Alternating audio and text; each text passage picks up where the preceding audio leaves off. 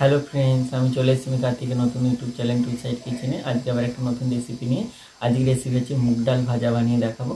তো সেটা বানাতে কী কী উপকরণ লাগে দেখাবো। তার আগে একটা কথা বলে দিই, আমার চ্যানেলে যেসব ভিডিও ছাড়া আছে আপনাদের যদি ভালো লেগে থাকে অবশ্যই লাইক কমেন্ট শেয়ার করবেন ও বেশি বেশি করে শেয়ার করবেন। আপনি যদি আমার চ্যানেলে নতুন হয়ে থাকেন প্লিজ সাবস্ক্রাইব করে দেবেন ও নিচে বেল নোটিফিকেশানটা অলে করে দেবেন যাতে আমার ভিডিও আপনাদের কাছে আগে পৌঁছে যায়।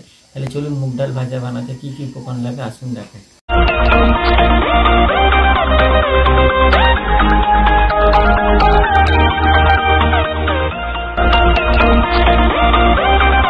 চলুন তাহলে মুগ ডাল ভাজা রেসিপি বানানোর জন্য কী কী উপকরণ লেগে দেখিয়ে দিই।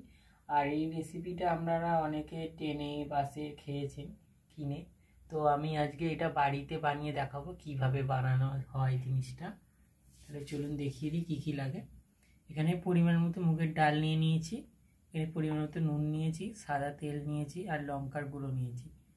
তাহলে চলুন রেসিপিটা শুরু করি। মুগের ডালটাকে আমি আগে জল দিয়ে ধুয়ে নেবো।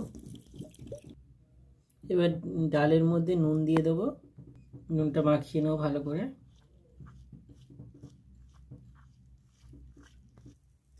এবার কড়া গ্যাসটা জ্বেলে কড়াটা বসিয়ে দিয়েছি, কড়াটা গরম হয়ে গেছে। এবার তেল দিয়ে দেবো। এবার ডালগুলো তেলের মধ্যে দিয়ে দেবো, তেলটা গরম হয়ে গেছে। ডালটা দিয়ে দিয়েছি, এবার লাল লাল করে এবার ভেজে নেবো। তারপরে একটু লাল করে ভেজে তুলে নেবো। ভাজা হয়ে গেছে মুগের ডালটা, এবার তুলে নেবো তেল ছেঁকে।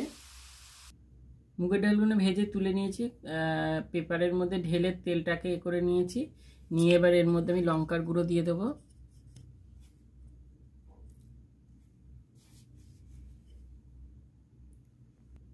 লঙ্কার গুঁড়োটা মাখিয়ে নেব। দেখুন আমার মুগের ডাল ভাজা রেসিপিটা রেডি হয়ে গেছে। এই রেসিপিটা যদি আপনাদের ভালো লেগে থাকে অবশ্যই লাইক কমেন্ট শেয়ার করবেন ও বেশি বেশি করে শেয়ার করবেন। আর প্লিজ সাবস্ক্রাইব করে দেবেন, আমাদের পাশে থাকবেন। চলুন তাহলে দেখা হচ্ছে নেক্সট ভিডিওতে।